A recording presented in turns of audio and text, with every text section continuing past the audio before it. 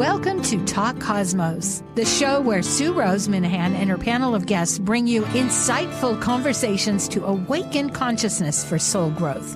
Come journey with us through astrology's energetic cycles and get ready to understand your path in the cosmic roots of the stars.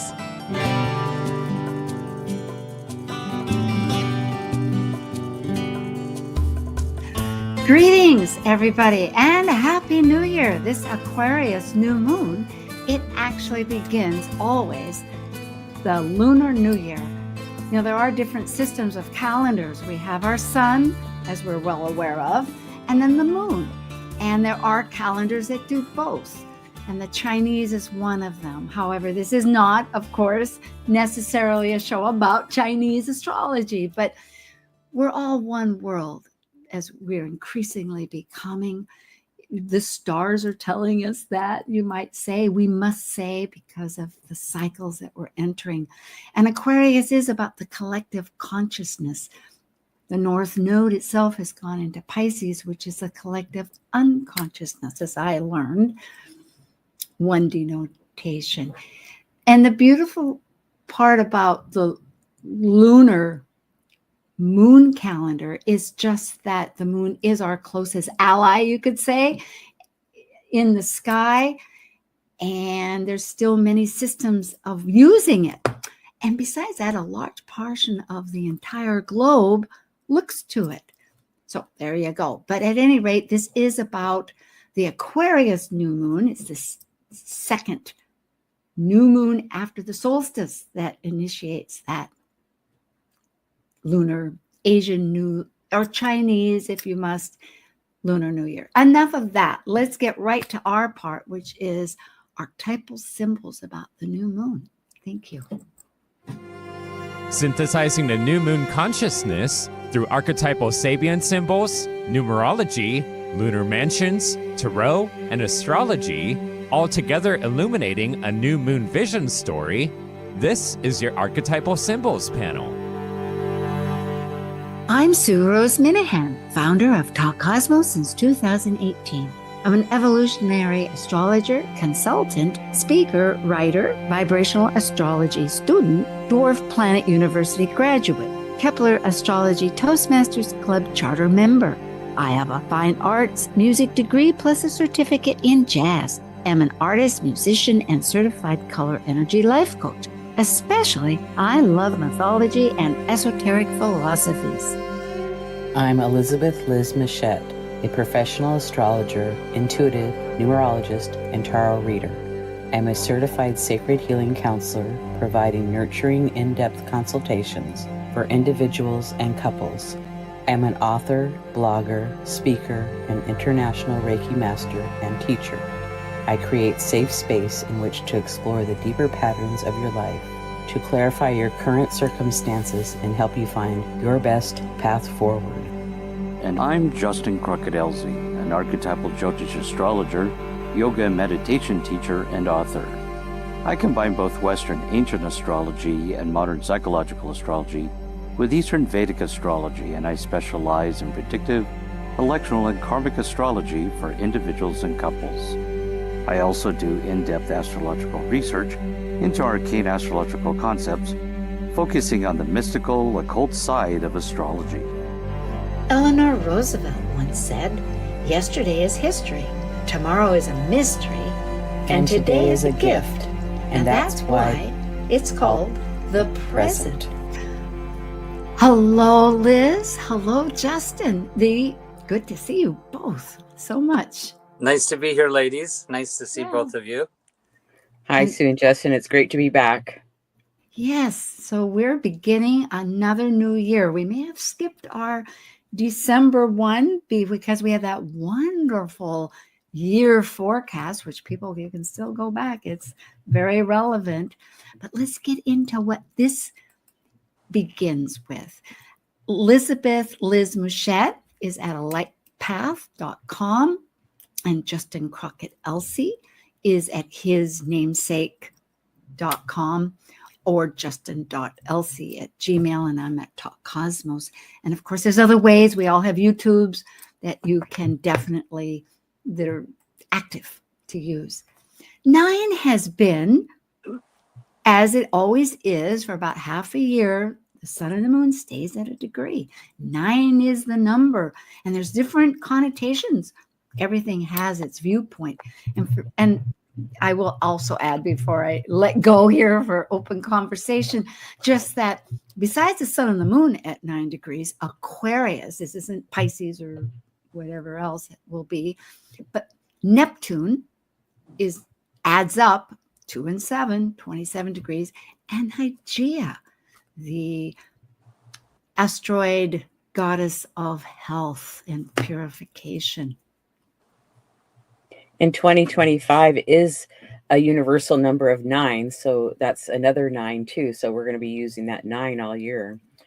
9 is a completion. It's the end of a cycle, completing 9 years. It's engaging in life and completing goals, and it's very compassionate.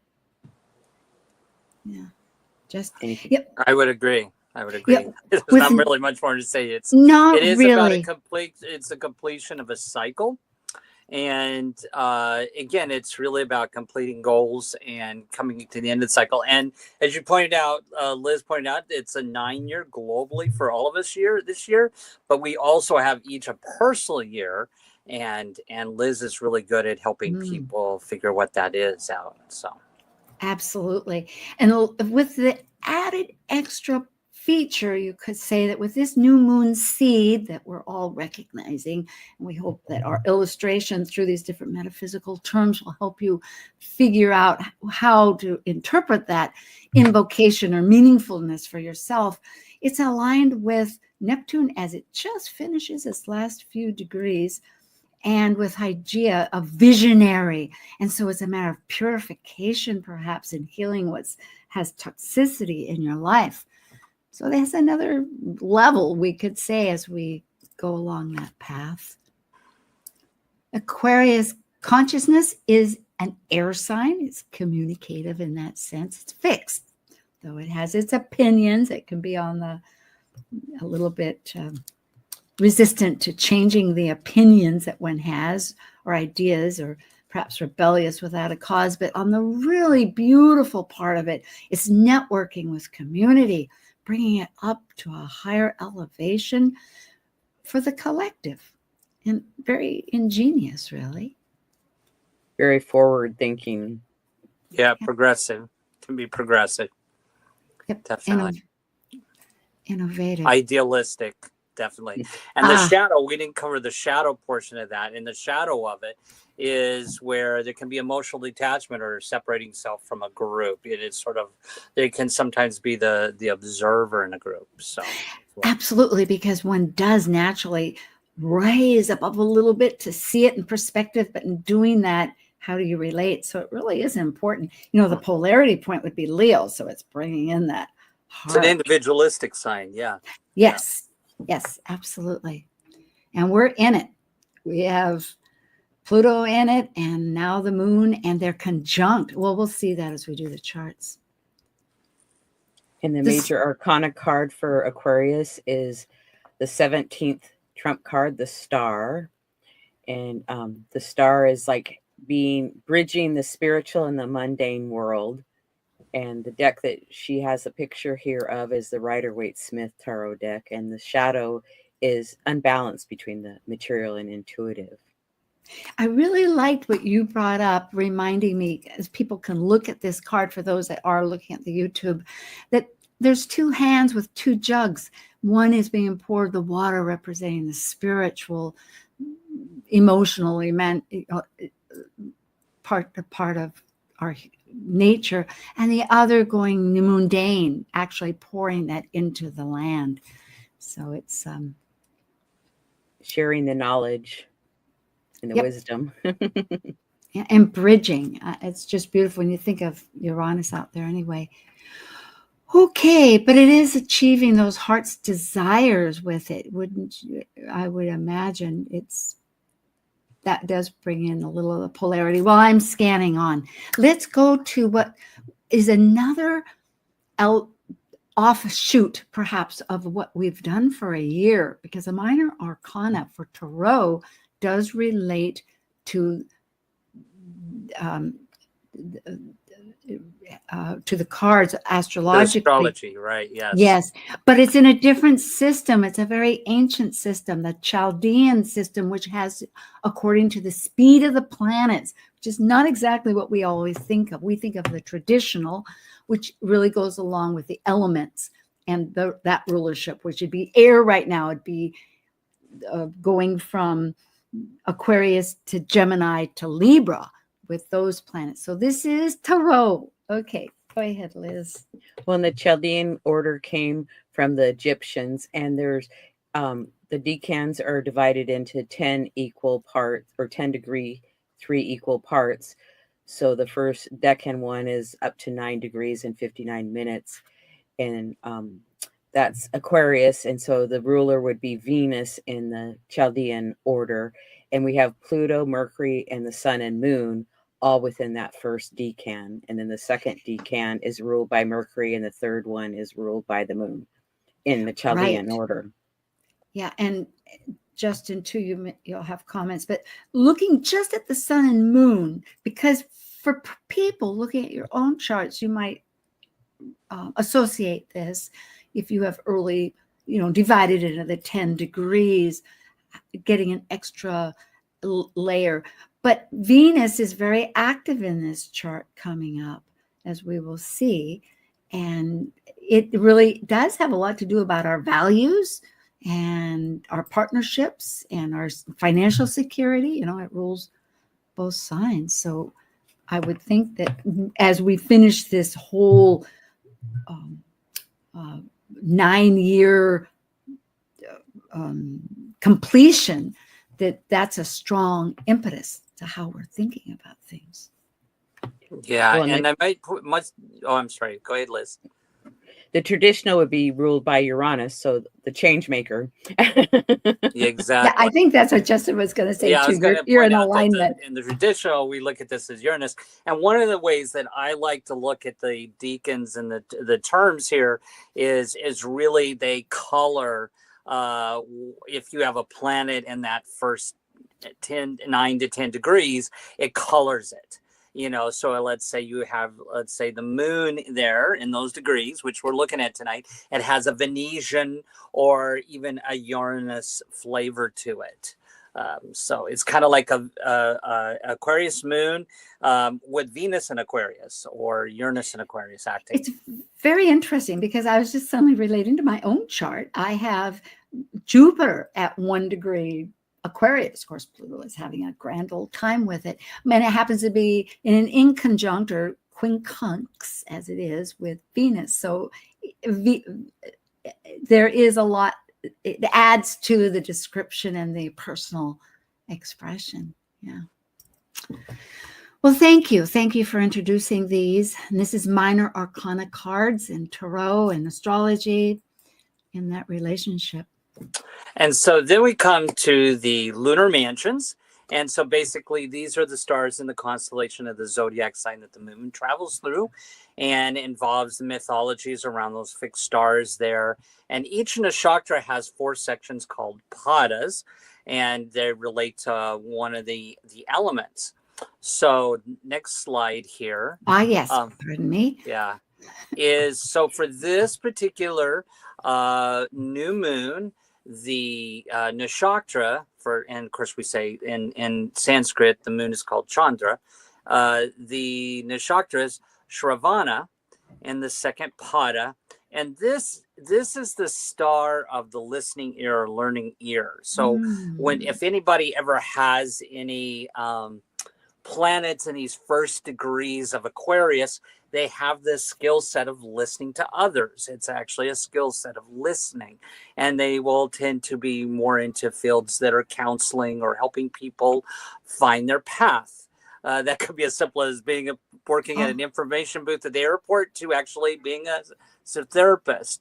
But so it's called the star of the learning ear. The ruling planet for this nakshatra is the moon. Ruling deity is Vishnu, which out of the Hindu godhead, out of the 3 Hindu godhead, Brahma, Shiva, and Vishnu, he is the preserver. And the symbol, of course, is an arrow or an ear. And the basis above is seeking, and the basis below is path. It's always trying to seek the right path or direction to go. And so the keyword theme here for this particular pada specifically, which is ruled by Taurus, the second one is always Earth, is diplomacy. So people born in with it, let's say they have like their sun or moon in this one, will be diplomatic. And they're listening to others and help others seek paths. And they have this Shakti power of being able to connect with others. So if we think about this as we go through the show tonight, we will see how this will relate again to the Sabian symbols. And you got to kind of go back to this and remember this, because this colors this moon. Oh, it's just beautiful. It makes me realize, I think, with the phrase that if you know how to listen, everybody's a guru. It's one of those taglines that I have for Talk Cosmos that came from, and it's very much of this. And I'm thinking my own chart and how that may have responded. But how perfect.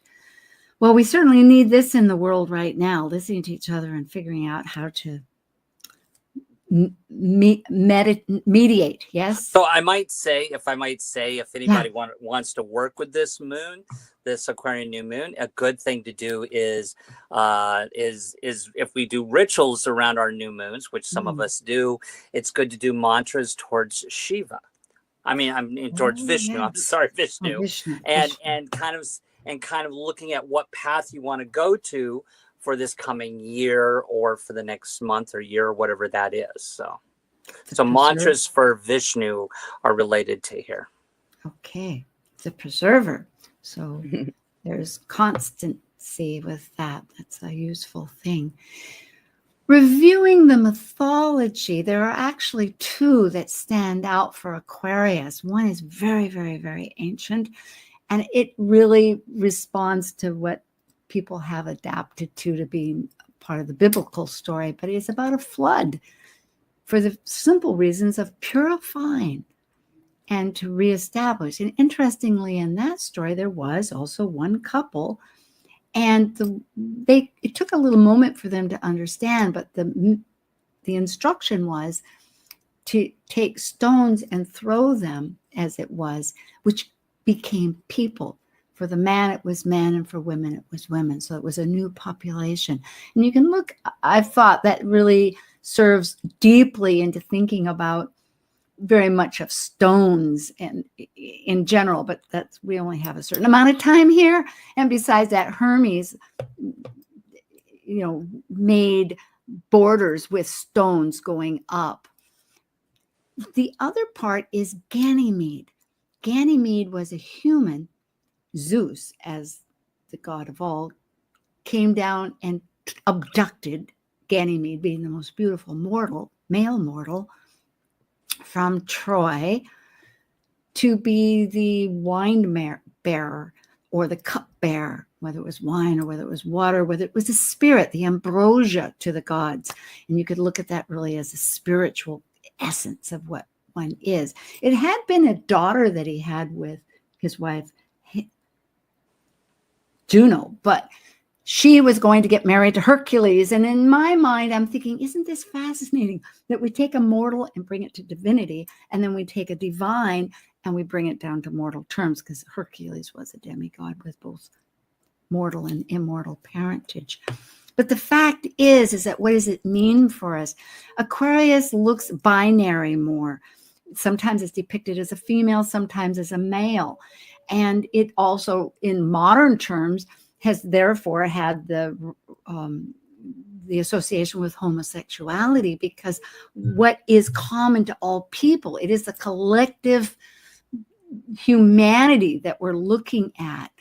But really, in this sense, we can also just think of it really as with everything else, but that this mythology is trying to purify what really will be left to renew, so that we can integrate what is the mundane with the spiritual, which in all of astrology begins to connect, because Taurus, for instance, going back to the last second pada that that Justin brought up is Taurus is formed with spirit coming into it. So it keeps going around and around. But more than that, the numerology is also with Hygeia and Neptune about purity and vision, and the Tarot bridging the spiritual and the mundane. It's fascinating to see how all these metaphysical groups begin to support it. And of course, Shavana, which Justin brought up, has the diplomacy and listening and connections, which, if we're going to be talking about the collective in any terms, is vital. I want to point out one thing really quickly before you switch a slide here. I want to point out, you know, the mythological story there, Ganymede, which is the spiritual cupbearer for the gods. He was a mortal, you know, working for the gods, the material and the spiritual here, that it's representing humanity's connection from the earth up to the spiritual, right? And that is exactly, as Liz was talking about, is what the star, you know, one of the meanings for the star tarot card, which is this connection between the material world and the spiritual world here. Beautiful. Absolutely. That is the truth. Yep. It all relates. And as we go, we associate more meaningfulness to it and how it works with our consciousness. But that essentially, thank you. The constellation is best seen in a dark evening, and the best viewing is in the southern sky. Would be in the fall, in October, about 10 p.m. So it's, you know, this is earthsky.org. You can find this yourself. And November, you know, as we go down, the sun is lowering, so it's going to be down about 8 p.m. You will see it. Sabian symbols. Liz? Well, we're going to talk about 4 of them: the past, the present, the Sabian for now, and the future. And the Sabians were channeled in 1925 by spiritualist medium Elsie Wheeler with assistance of Mark Edmund Jones. Yep, indeed. And here's the chart for Washington, D.C., January 29th at 7:35 a.m. with 44 seconds. And as you can see, it has a 14-degree ascendant, where the sun and the moon are in the 12th house, and the MC at the midheaven is in Sagittarius. It's not always the same sign. It's going to be 2 degrees Sag. And so you have the 3. And of course, it rounds up to be in the next degree, although that's debatable. Some say the same degree and some say round it up. We're using 4 to cover our territory because it gives a good solid representation. The ascendant, beginning with that, to look at this chart, and this is for the United States, you could say it's bridging what's happening now. It's 14 degrees, so we're going to look at 13 to 16 degrees. So the very past, where this is coming into just prior, is a barometer. And it's that ability to discover the natural, what's basic facts, allowing us to plan further for action. Anticipation. Liz?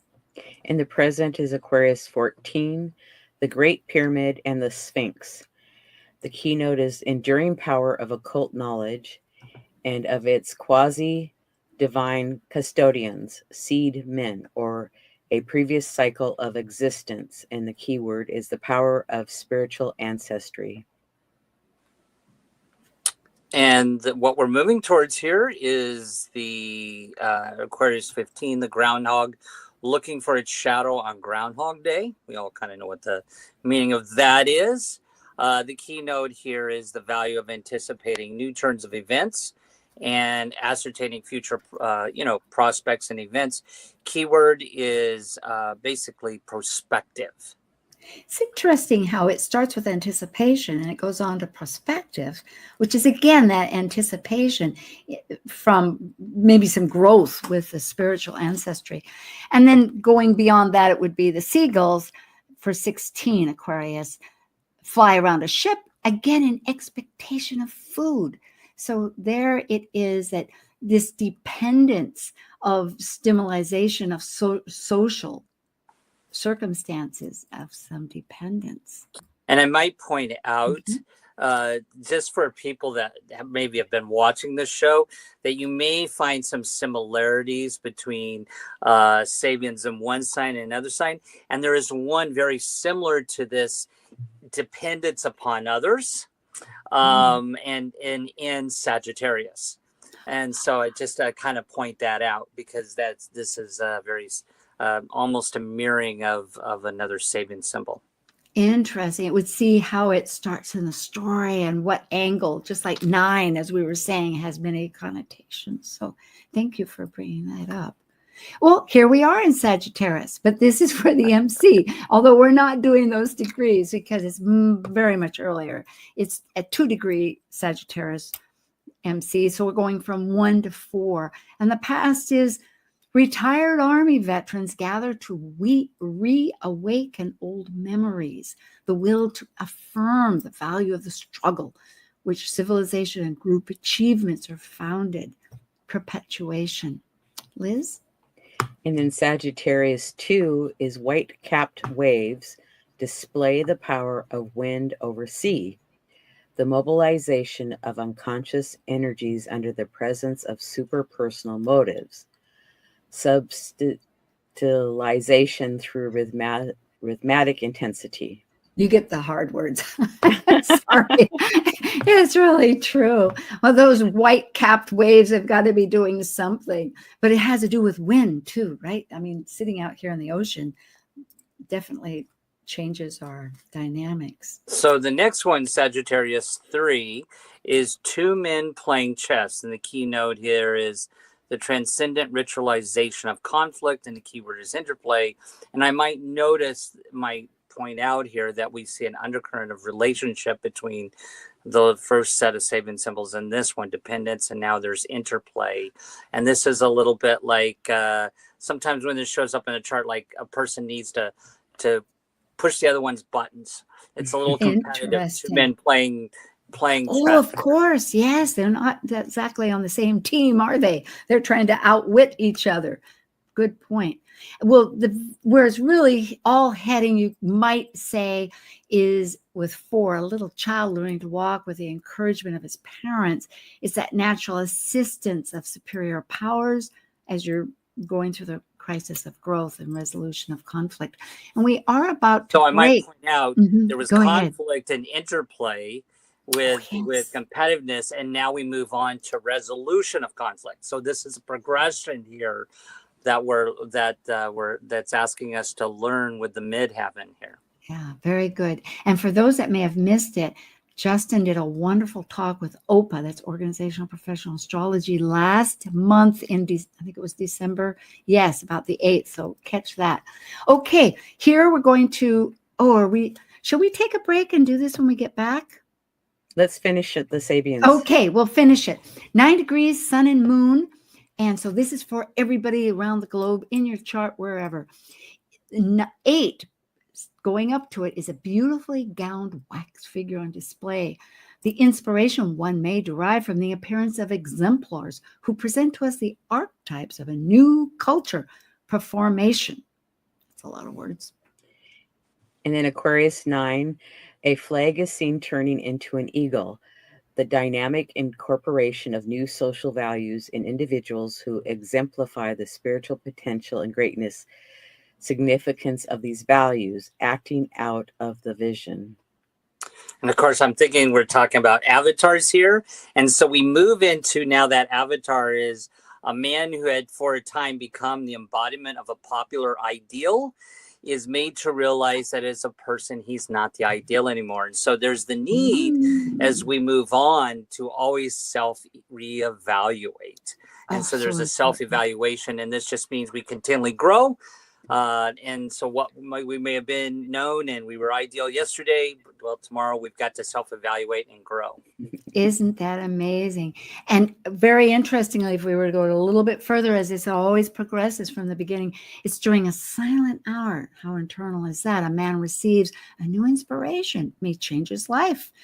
it's relying on that inner inspiration and guidance to start a new development. So there is hope. If you're not quite the ideal, what more can there be? And it's overshadowing for this transient power that hopefully will guide you along. How about if you, because we're short on time, Justin, you want to start, and then Liz, you can add in what you think. Yeah, I think this just overall is talking about a growth period here. And I think this is a good moon for all of us to self-evaluate how we can improve with this new moon, self-evaluation. And of course, there needs to be a little bit of quiet time there with this. And yeah, that's what I would summarize. What would you say, Liz? I agree with that. And if you do, whether you do a ritual or write some things down that you want to bring into your life, don't be attached to the how, just write down what you want, because I think it's going to really put it out, to the universe or whatever you want to call it, and it'll come back. And that's beautiful. That's so true. And just looking at a couple of these ideas, remembering that there's resolution of conflict, that there's always this anticipation and well, you really brought it up first, Justin, but that it's a process of being growth. Growth. Thank you. I hope I didn't muddy that up. Thank you. We are going to be right back. We took a little wee time, but that's okay. And stay with us. This is Archetypal Symbols with Elizabeth Liz Mouchette and Justin Crockett Elsie and myself, Sue Minahan. Thank you.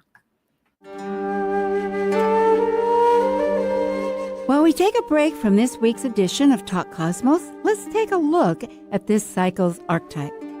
We are currently in the Yang period of Aquarius, ruled modernly by Uranus and Saturn in traditional astrology by the ancients. By leaving a cycle based on governing structures through both man-made and universal laws, Aquarius breaks established patterns, permitting the energy of freedom, just as its ruling planet Uranus spins on its side and orbits backwards.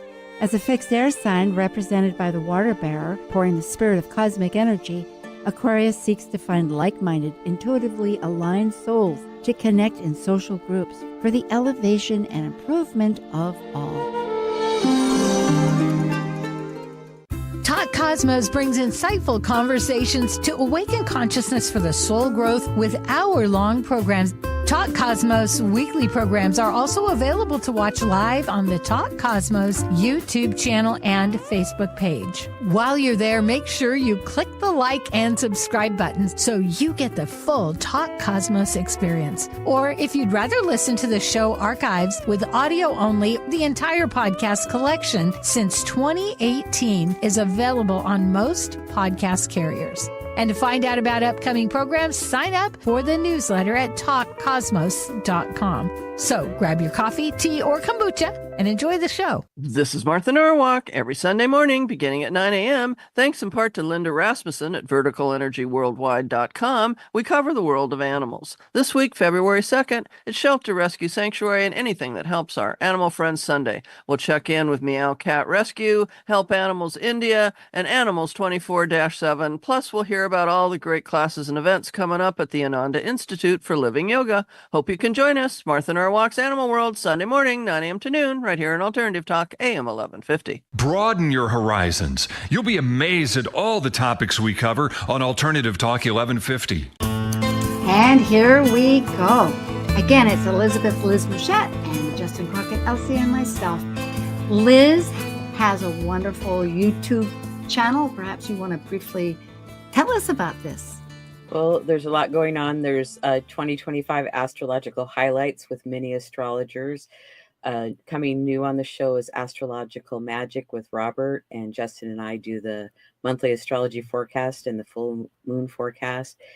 And then I have the series, the Astrology Star Sisters, and we do the dwarf planets, planet stationing, the decans using astrology and tarot, fixed stars, Uranian astrology, and new Chinese astrology. Oh boy. And we're going to do one on dwarf planets coming up pretty shortly. So this is very much fun. Thank you. And Justin, let's hear about yours. Yeah, so I have a YouTube channel, which I just encourage people to check out. And so I have all my videos on YouTube from Talk Cosmos with Sue and Liz. And then, of course, my series with Liz is on there. And then, of course, I have a series with Michael Bartlett, a relationship guy series. And then, of course, some of my own series. So just you can find me on YouTube at Astrological Yogi, at Astrological Yogi, or you can even find me on Blue Sky at Astrological Yogi. Oh, good. So it's just one great, super. And you do consultants via Zoom, Yep. which I know you and Liz, and I do, but I'm going to get a new website here coming up pretty soon for that. So Talk Cosmos has last year, right in December, 3 wonderful year presentations that really differ tremendously. So check them out. One with archetypal symbols about the whole year, the vibrational messages for the whole season, which is very fascinating. And then AstroJam did its unique description of the Aries point and the Libra point to add a real flavor to what the year is going to be. And of course, the nodes came in. Planet Buzz did a great job with that. And we also are continuing with U.S. global events, which had to do with the world as we see it. Thank you. That was a great show we did. It was. Check it out. I know. It's very gratifying. So subscribe and like. And I myself am going to be moving more to YouTube. Life's changing and we'll go with the program, right? So let's see what we have. Out of bounds. Briefly speaking, it's when a planet goes outside the ecliptic, which is as far as the sun can go. And it's doing its own archetype at that point. And it can be more extreme. It's whatever its archetypal nature happens to be. And the moon is fluctuating for about 8-10 years here because it goes for that period. And it will be from January 24th to the 29th. So it'll be more emotional. And Mars is really working with us. It's retrograde, which it has been for this month and will continue into February. And it's out of bounds for the entire month until April 7th. The other factor with Mars is that it is in opposition to Pluto in orb. There have been 3 exact times, and the one coming up that's pertaining to us will be next month, February 23rd, between the 6th of December and the 23rd. So we're really struggling. I don't know if struggle, but we're transforming the steps, the directions, how we're moving forward. And in some ways, it's a little bit crunchy. Well, and with Mars retrograde, sometimes it's hard to get your projects off the ground. So when Mars goes direct next month, you should have a lot more ease at getting your projects off the ground. It's a good time. Exactly. It's a great time for strategizing and planning direction and reevaluating direction, because that's what Mars represents. And of course, on February 23rd, it goes direct. Oh, I am empowered. Thank you very much. Onward. This part of our program, of course, looks at the new moon itself. It's a seed point, such as Liz was mentioning with her invocations. Feel, write, describe, dance, however you wish to illustrate them with your desires without looking at the form. But let's see what it's saying. The highlight would be Venus right now, one of them. It is that ruler of the first Aquarius decan as far as the tarot goes, although we also recognize that Uranus is. But here, look at this. It is in conjunction with Saturn. But interestingly, Mars is at the midpoint between that conjunction. I think that's what's so fascinating. So that, 21 degrees is right between 17 and 25. So Mars is really toggling between our values, how to make them more universal, and our desires. Yeah, and Mars is in a trine to that Saturn and Venus, but at the midpoint. So it's really bridging that Saturn and Venus even more tightly than how they are about 7 or 8 degrees apart from each other. Yeah, it brings it closer. And go ahead. I was just going to say, so there's an aspect here that can represent a challenge. Anytime that Mars and Saturn get into any type of aspect, whether it's a square, opposition, even trines or sextiles, there is some type of tension that happens, even with these two malefics. So I think this is interesting in that, as you're pointing out, Venus is about our desires, our affections, what we want, and Mars is helping us like reevaluate that as it's retrograding. But then Saturn's kind of coming in and saying, okay, I'm going to present a challenge here with you a little bit, or limitation, and you have to be a little disciplined. I mean, you got the trine there, but there's also these factors playing out that you have to really, it's not going to be all a bed of roses there. No, it's hard work. It really is. I know vibrational astrology says that when you have Mars that wants action, and you're right about the limitation, Saturn is saying, what is essential? Like less is much more, which I know Liz will testify to here. She's a good cap. Yeah. And Venus is mediating and trying to assist. So yeah. I like that. And Mars is out of bounds. So Mars is going to really push. wanting to really move. But it's a good recognition that Mars is retrograde and take a month. I mean, not quite a month here. It's going to go direct. So all this work will pan out. And isn't it something that right here, Uranus is also that other natural decan of the first 10 degrees of Aquarius is very shortly, day after this new moon, going to go direct. Yeah. And I might notice for those who like to look at the sky that it has been kind of cool because Saturn and Venus have been conjunct. You can see them in the southern sky now. And so, because Venus is so bright, and so Venus is to the right, and Saturn's, of course, not as bright to the left of it, but it is prominent that these two are conjunct right now. And Mars, even like here in our sky, I went up because they say 6, but you can't see Neptune and Uranus. But I could see Mars on the eastern side, and then going up there was Jupiter, and then over there was Saturn and Venus, yeah. And Mars I guess next to Castor and Pollux, so it's been really a beautiful show in the sky. Yeah, that's yes, yeah, definitely. It's been conjunct those are actually, it's interesting because it's in alignment with those two stars. I mean, you have Castor, Pollux, and then Mars. They're in the straight line. See, what I love about that, and for folks, of course, reminding these are the twins that rule Gemini. But again, one is mortal, one's immortal. So it's always this exchange between spirit and mundane, you might say, which again is what this whole new moon is about in many ways, whether it's the star of the tarot or whether it's the Chandra, which means moon in Vedic. I'm learning these words here, which is, again, bridging those dynamics. So isn't that interesting that it's in the sky too with the stars? Of course it would be. And you have to have a pretty high-powered telescope to see Uranus. So, yeah. Who was it that saw? Somebody was telling me they had a telescope. They were at a observatory and saw Saturn.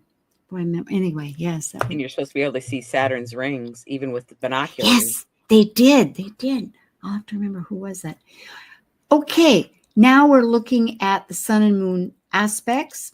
There aren't really a lot, except there's a big conjunction, really, between, which is dynamic in itself. These trying to get along, transformation, communicating with our daily business of being emotionally who we are, and thinking big things, working with more information or reviewing more information. Yes, it's a lot about communication in the higher mind, I would say. And that sun and moon is trine to Jupiter in Gemini and square to Vesta in Scorpio. Yeah, it's trying to say, what is our real altar? Is it giving us the truth of what we are, or how will we work it out? And Oh, if you look at what's going on with the American system, this can mean, this, because Jupiter's going backwards, retrograding. There's an evaluation of communications in the collective, and so that trining Mercury and Pluto. I think we've got a whole chaotic reevaluation of communications right now in the collective, with Jupiter retrograding conjunct Pluto and Mercury and Aquarius there. And the new moon is almost asking us back to our Sabian symbols to evaluate and to look at what's ahead. there really are questions as we're going into always, which we do on January 6th every year. Oh, it's not January 6th, but after the 21st, or the 20th, as it was this year, with the new leadership. And it brings in a new cabinet. But with that, and then other decrees, which leadership usually does, it signs papers and makes new decrees, but it is welcoming this entourage, you can say, that of refocusing thinking. And I would say that square, because we know Vesta is like the hearth, that we're all sitting around. I think that, and it's in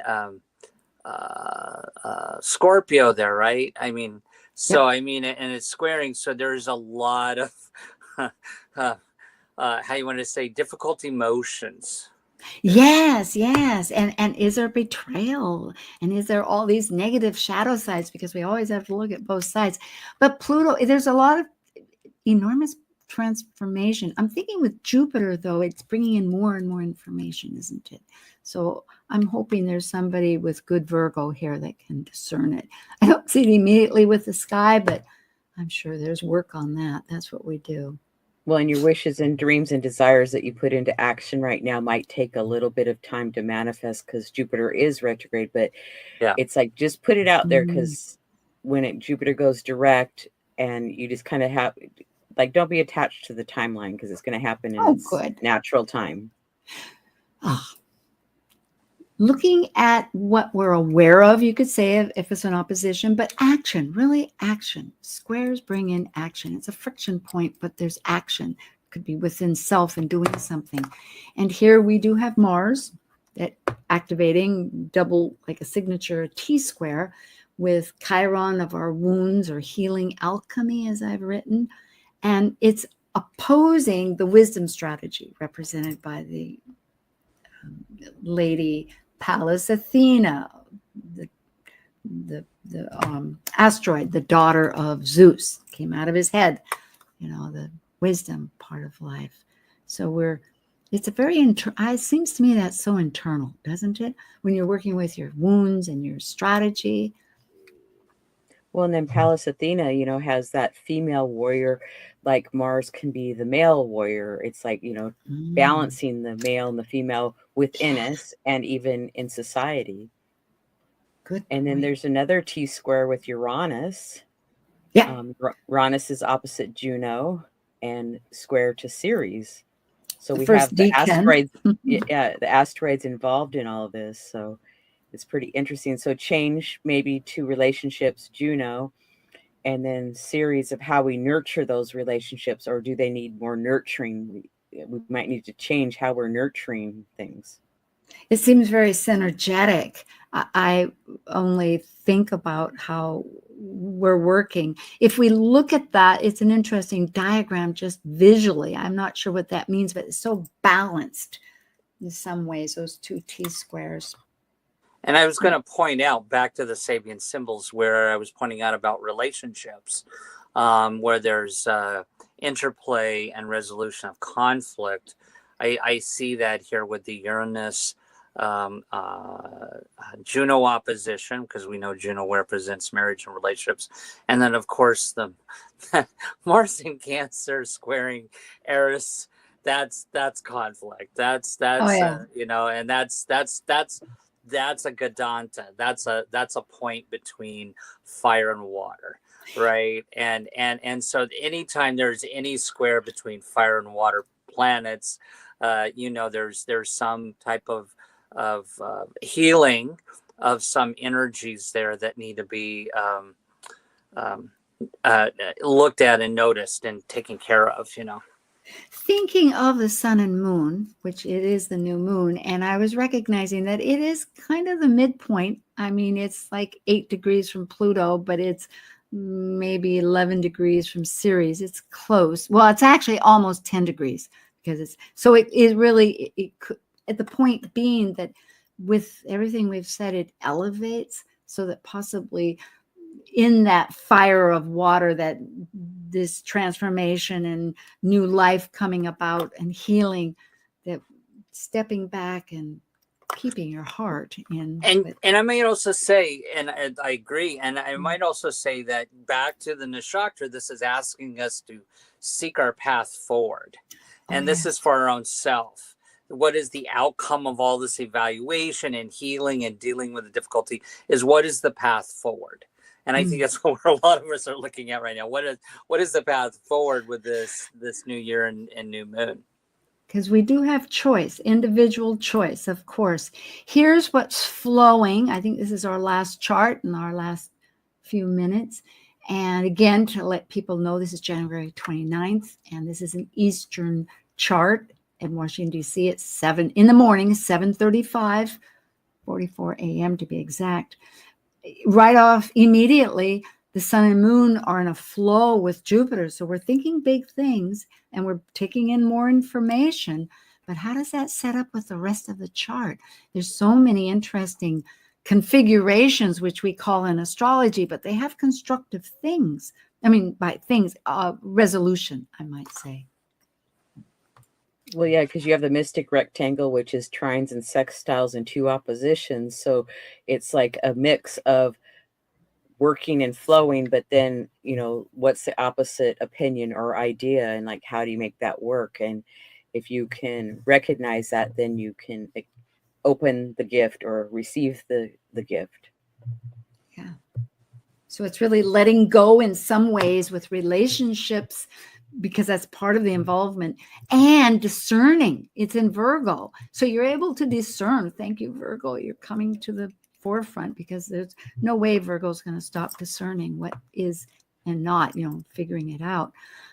But it's also perhaps releasing how we like you were saying, don't think of the outcome. Let the outcome come to you magnetically. There is that sense of attraction that spirit understands too.